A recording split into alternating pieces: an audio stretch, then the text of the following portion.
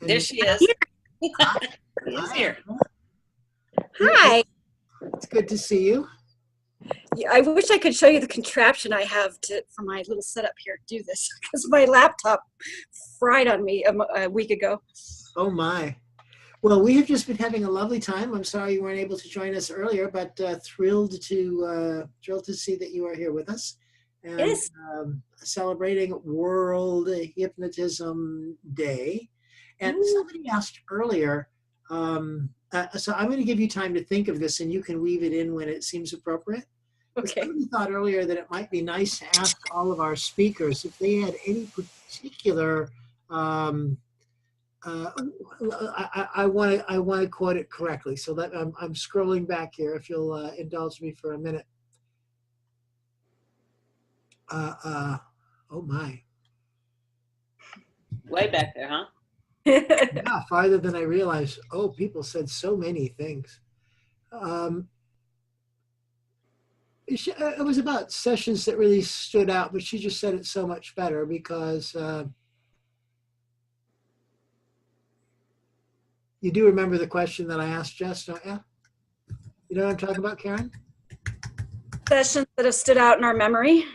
Yeah, just like craziest. Oh, that's it. Craziest, or wildest, or weirdest, or unusualist experiences that you've had as the hypnotist.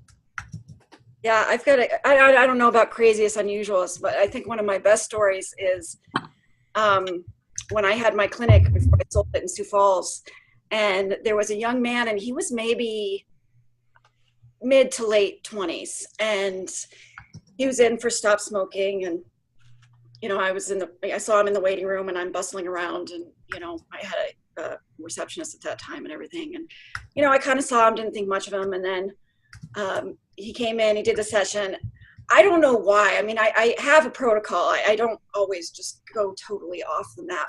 But I looked at this guy and I said, so how long has your wife worn the pants in this family? And he goes, what? And of course, confusion is a great thing. So we get into this conversation about how he wasn't being very manly. And I mean, not in a bad way, but just in a way that happens often these days, it seems, in relationships. And we just had this whole discussion, and he looked at me and he said, so you mean I should go over, open her purse, and take out my balls and put them back on? And I said, yeah. And I won't. Huh? If that's where you keep them.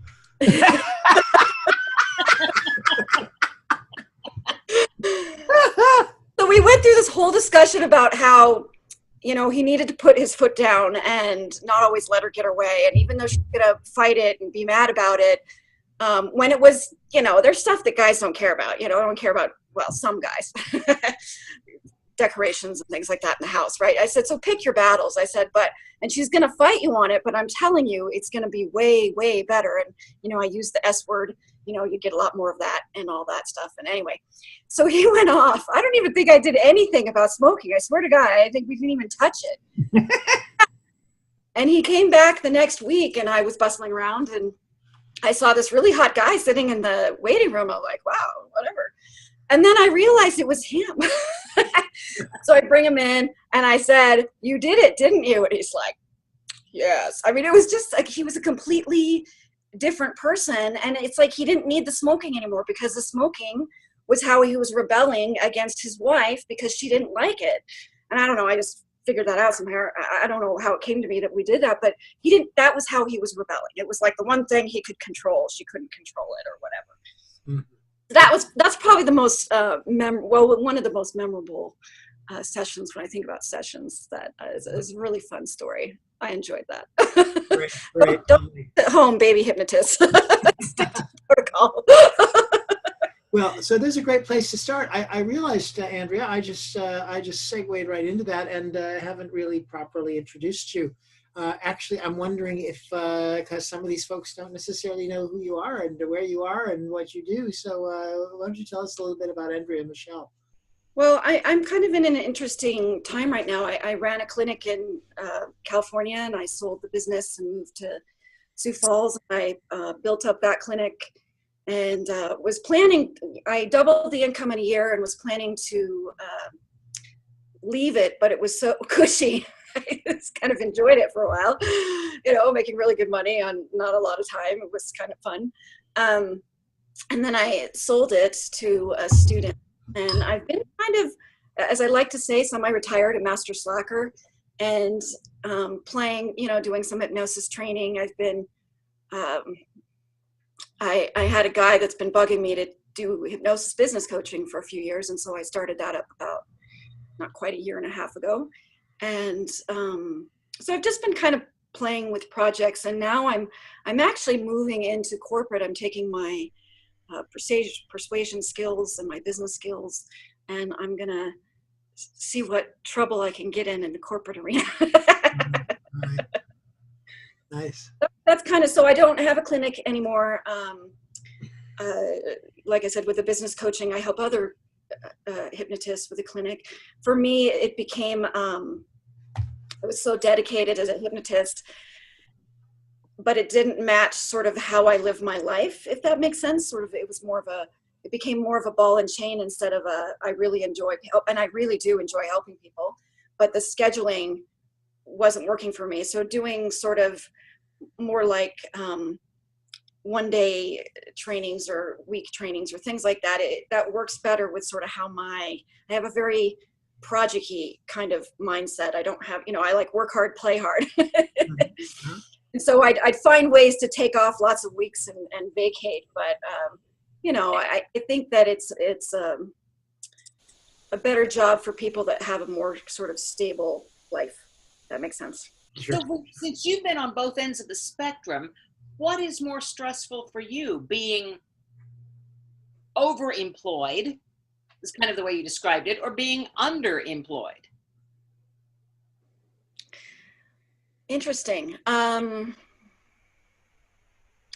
What was more stressful? I think for me,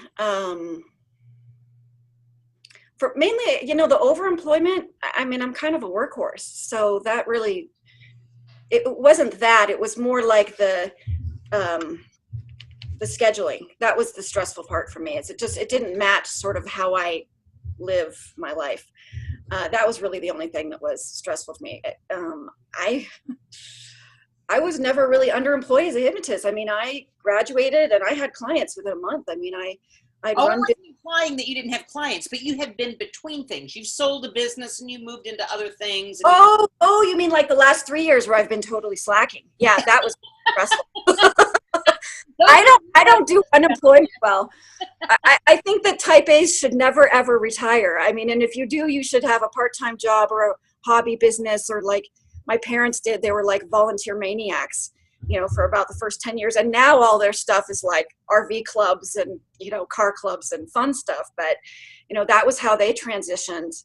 And so that's probably where I get it from. That's why I asked you, because you said, no, it was horrible. I went into super deep depression. In fact, I've thought about, doing a depression series for people on YouTube because of that experience. And, I've kind of struggled with it on my own. And it's so funny because in my work that I did, so many people had the side effect of like depression gone. And like, we're not even working on that. We're working on weight loss or whatever else. And so it was a really interesting experience. And they talk about that, that there's the life expectancy after somebody retires is like not good. It's really, they've got some scary statistics on it. And I see why. It's like, I really, and I used to, it's so funny, when you say all these wonderful, magical things to your clients, and then in your own life, you're like a complete dunderhead. But I remember telling my clients, I really felt like people, that we all needed to be productive, like we needed to feel, at the risk of sounding weird, that, needed, like that we have something to offer the world. And when we're not doing that, like people that were unemployed, this is so funny, that the stuff that comes back to you. But that when you're not employed, that even just getting any kind of job, even if it's completely in the wrong direction, just gets you moving. You know, objects in motion stay in motion. But, you know, I took none of my own advice when I sold the business. I went to Hawaii for a couple weeks. That finally like severed the cord, and then I totally crashed. So yeah, I would say way more stressful being underemployed. Somehow you've come to the other side of that. So how have you done that? Well, you know, it's funny, and it's why I want to do the series. Did you guys ever read the book Millionaire Messenger? I can't remember. It's a really famous author that you would probably recognize his name. But anyway, he did this book, and he had this thing. He said, I really believe that everybody has something in them that they're really good at. That's just a natural skill, talent, and that they could teach the world and make $1 million, you know, with the right systems in place or whatever. And it kind of got me thinking, you know, what is it? And at the time, I remember thinking I was very tenacious, you know, no matter what happens, I keep going. And recently I'm like, you know, maybe it's the depression stuff, because it's something that is big in our country. I mean, so many people. And it was a guy that a couple weeks ago that contacted me and, you know, was struggling, but has no money. And how many people are in that position, you know, and it just spirals. And so it really made me start thinking about neuroscience, which of course we talk about a lot, the neural pathways, and how all that works, and that the average person struggling with these things don't understand that, and how that I really believe that we each have a roadmap. And in thinking about and planning this series, I was thinking about a story that Bill O'Hanlon told in a class. Have you guys ever met him? Yeah. Oh God, just a beautiful being. I just adore him. Lovely And man. he's so real. He's just so real. And good, just excellent. But he was telling a story of taking over for a therapist that was had gone on vacation for a week, and he saw this client that had come back. She'd seen this woman before for depression, and you know, she did great for a while, and now it was starting again. And so he kind of talked to her a little bit, and he said, well, what got you out of the depression before? And she said, well, you know, I made a real effort to see my friends more. So I set up some lunches and some dinners and some drinks with the girls. And he said, okay. And he wrote that down. And she said, and I got outside every day and I just went for a walk. You know, I just made myself go, you know. So she basically, it wasn't like this 12-step system that you had to follow, you know, like these diet plans that are just ridiculous, right? It wasn't anything complicated. It was like 2 or 3 things. And it was her roadmap. You know, that was her app to get back on track. Yeah. So that's you know, and that's my thing is, you know, my things are exercise, nature, and God. Those are the 3 things for me that are my roadmap, I believe.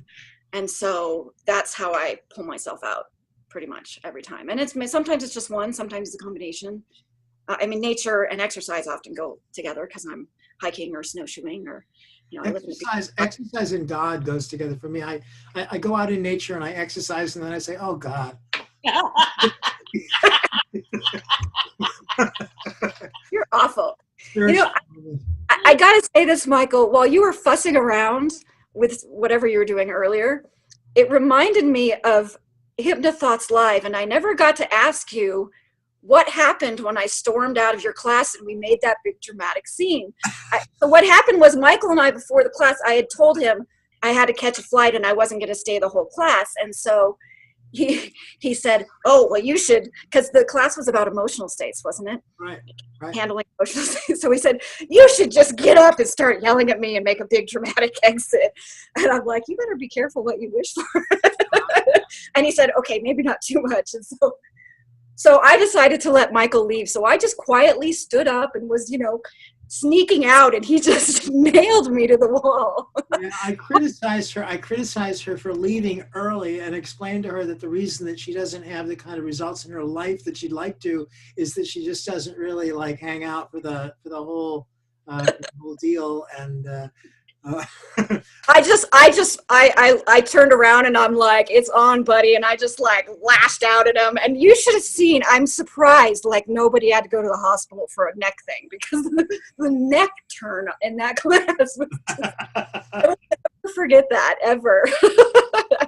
Yeah. Well, So did they figure it out, or did you just let it simmer?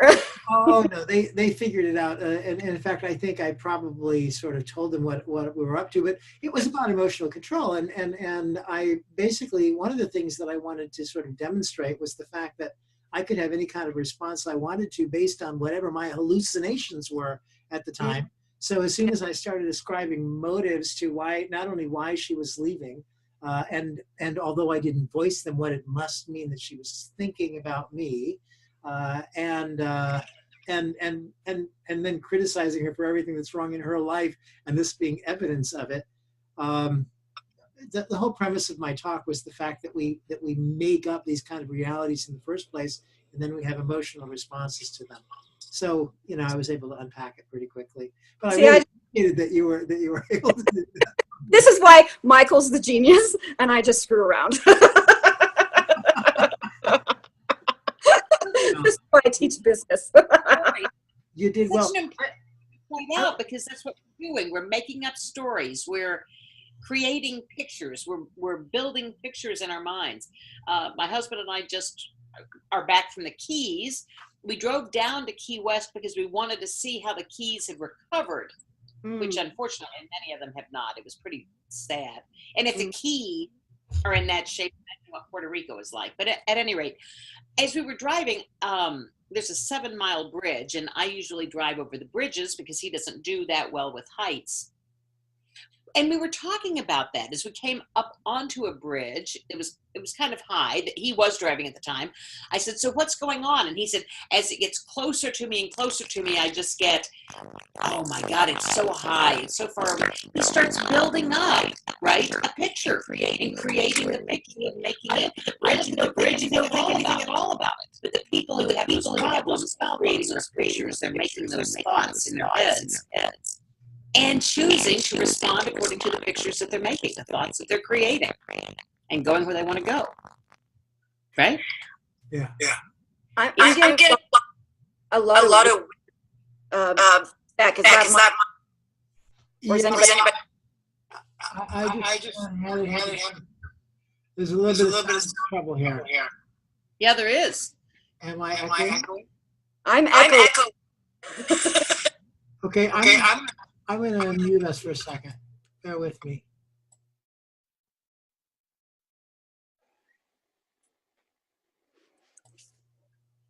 Okay, I'm back. Andrea, can you say hello? She's muted, but I don't think I was ever muted. Okay. Yeah, I muted you for a second. I think we're fine now. Okay. Yeah, we're good. Okay. So were we supposed to talk something about substance here? We just gonna hang maybe a little bit about anxiety and stress, and essentially we've just got a few minutes left, but we wanted to cover through the course of the evening all of the variety of things that people are engaged in hypnosis, from transpersonal stuff like Shelley just shared with us, to medical things. We talked to Melissa Roth about stuff like that, and smoking and deep trance identification and weight loss and all of these various things. So I just definitely wanted to get you on here because I love to talk with you. And one of the other things though you mentioned that I'm curious about, and we don't have a lot of time left, but I'm curious. You said you're going into corporate stuff. Do you mean there's a lot of hypnosis people that are doing corporate work? And I guess, and I'm going to sound really naive when I say this, but I am really naive in the sense that I'm not exactly sure what that means. And people say, "Oh, I'm doing corporate work now," and I'm like, "Well, what is that about?" So maybe since this is the thing that you're especially interested in, I'd love to hear about corporate. Yeah. I think that there's a lot of different ways to go into the corporate market as a hypnotist, and I think I've heard a few different ways. And I previously had considered different ways, like bringing in, I used to do group classes actually for weight loss and stop smoking that were very successful. And I know that group classes usually aren't, but I had a whole system. And I thought about setting up some of those in corporate America as a hypnotist, and to get that kind of success that usually groups don't. And do you do stuff with fees, and is that like something you do with employee assistance programs and stuff, or? You know, well, here's what happened is I decided I didn't really want to be in a room full of that many smokers because one always was enough for me. So I just kind of trashed it. So it is, but that is a way, you know, for those that are on the call, I think that it could be a great way to, I mean, I had collected all this information about how much employers are paying as far as sick leave and I mean, they were paying like so much money for, especially for smokers, you know, that the cost that they had to pay for healthcare and stuff like that for their employees, so that it actually would cost them a lot less to send their employees through a program like this. So I really was looking into it and then didn't go that direction. So where I'm at now, but I wanted to state that because I think it could be a really great fit for other hypnotists that might be on the call. What I'm doing is,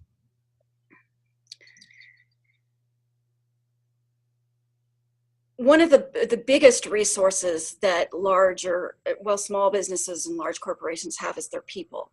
And, you know, how many people do you know that work in a business or corporation, get up in the morning and like, yeah, I get to go to work. Wow! You know, they talk about politics and the backstabbing and, you know, they're stressed and they hate their bosses and they, you know, that's what I mostly hear. And when I was a hypnotist, you know, doing hypnosis sessions, I mean, I heard it all the time. And I could do stuff like shielding and teach them how to tap in the bathroom in between, you know, dealing with this stuff. And, you know, I gave them all these kind of different techniques and I helped them with that. But outside of that, there wasn't really much I could do. So I'm kind of excited. You know, we spend more time at work than at home, most people. And to be able to, when you consider how the work that we do with individuals, whether it's weight loss or stop smoking or stress relief or relationship, whatever hypnotists are helping people with, all kinds of different things, and how that changes their lives. Well, imagine if you could take, you know, not only the skills that we have, but also, you know, a number of different tool sets that the corporate America likes, you know, like DISC and, you know, different things like that they're into. And they have a huge track record, and corporate likes that. You know, they like the big words and everything's fancy and it's a proposal. And, you know, so you play that game. But at the end of playing that game, I mean, it's like the hypnosis business game, right? Yeah. You want to see clients, you want to change the world. Well, if you don't do the business, you are not going to see clients and change the world, period. So you've got to play the game. And so for me, the idea of changing an entire business or corporate to where the environment, because there are, you know, Southwest Airlines has been studied for decades because they have this amazing culture. And Google, you know, I know people that have worked for Google, and, you know, I've known people that said, well, Google's trying to take over the world, but I'm okay with that. You know, I mean, it's like, you know, Apple, there's companies that people really want to work at and have enjoyed. And it's not that they're perfect, but they have something.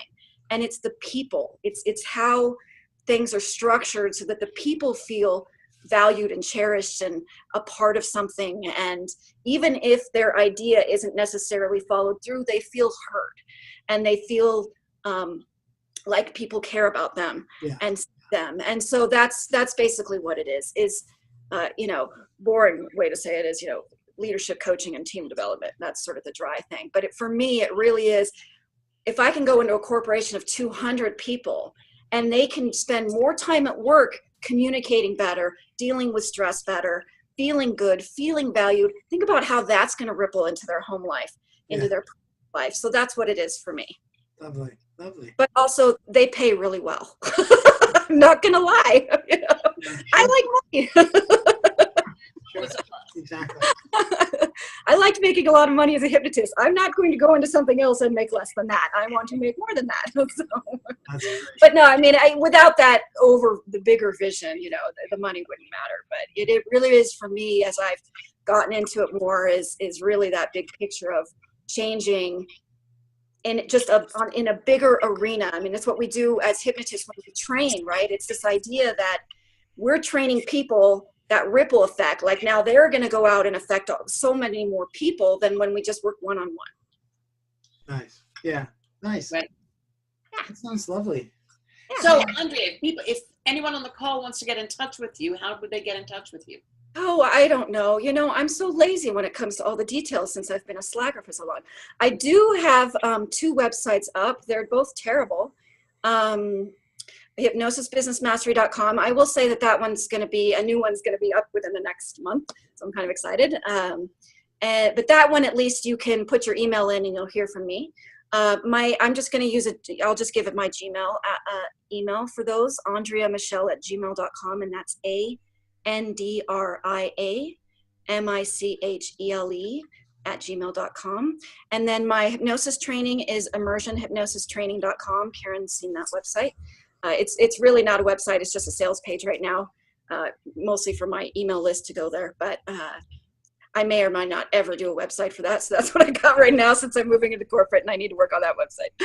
But yeah, those are the ways. And you can call me 605-838-6044.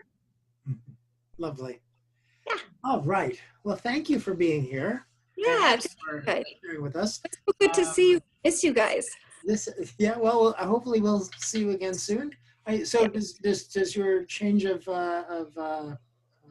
direction mean that we'll still be seeing you at the conferences, or less, or more, or what? Probably less conferences. I kind of went crazy this year. Didn't work out. You went crazy. I'll be at Hypnothoughts Live. I mean, I've been with them since the start, and I feel kind of loyal. And in thinking about the transition, I think I'll eventually. I have taken on a business partner in hypnosis business coaching, and so we'll keep that. So I'll keep doing that, and I might even put in some corporate talks and stuff down the line. Just cut it back. Just do a few. Just do Hypnothoughts Live, and of course IMDHA, and then IHF, and Chicago, and Mid-America, and for a year. That's not bad. There's so many. What the thing is that I have 3 months. Okay, like Michael is in perpetual summer. I mean, he has two climate, warm and then hot. Those are his two temperatures. And I have 3 months. I only have 3 months of summer. That's it. June, July, and August. So I don't like to leave during my 3 months of warm weather. Yeah, absolutely. So it's a to get me away during that time. Well, you live in a lovely place. I do. I really do. You guys need to come visit. I got guest houses and rooms and my real estate business. So we'll have a retreat there. Be careful what you wish for. What a great idea, Michael. We could plan that. Honey, weren't we talking about that years ago? Well, so we'll call and give you the details then, Andria, and you do all the work and I will provide the venue. Private rooms. That's really tempting. All right. Well, ladies and gentlemen, so thank you, Andrea. We really appreciate you. And not everybody, I'm sorry to interrupt, Michael, not everybody knows where you're from, Andrea, so you got to tell them about the she has more residents than the rest of us. Oh, where I live? Yeah, north or South Dakota. I'm in the Black Hills of South Dakota. So she has 4 more presidents than the rest of us. Yes. Yeah, I have presidents. Except they're stone. Well, that's right. Don't cold this time of year. Be careful saying that. Jeff Sessions will have them torn down. Yeah, exactly. I think so. That costs too much money. Yeah. Well, so ladies and gentlemen, World Hypnotism Day has been just an absolute delight, and everybody that's participated, we've really appreciated the guests that we've had, and the number of people that have stayed on the line this whole call. So many of you, and we've been here for 5 hours now, and it seems like seems, as Carol would say, like we just got started, and before you know it, we're starting to make plans for World Hypnotism Day 2019. That's right. So we'll see what's going on with that. But thanks again. If you want to get in touch with me, flhypno@outlook.com. I'd love to hear from you. This is the virtual chapter of IACT IMDHA, wishing you a happy World Hypnotism Day from me. And from me. And we'll see you at the virtual chapter meeting on the 9th. That's next Tuesday? That is next Tuesday. That is with Paula Rond. And it'll be a great evening. Yeah, so check it out. Join the virtual chapter on Facebook if you're not a member already, so that you can be kept posted. Remember to claim your CEUs from IACT and IMDHA if you are eligible for those. And if you're from some other organization, I'll bet you if you talk to them sweetly, they will give you CEUs for being here as well. And since you're hypnotists, I know that you know how to take care of that. So now we're going to do our thing. We're going to unmute everybody all at once. It's just our little trademark cacophony on the way out. So we're going to take you all from mute so we can all say goodnight and goodbye to everybody. Notice that I brought out the bubbly so we can toast. Cool. Great. This was great. Very good. So long. Bye-bye. I loved it. Bye. Thank you. Bye. Take it easy, everyone. Happy World Hypnotism Day. Bye. Happy World Hypnotism Day.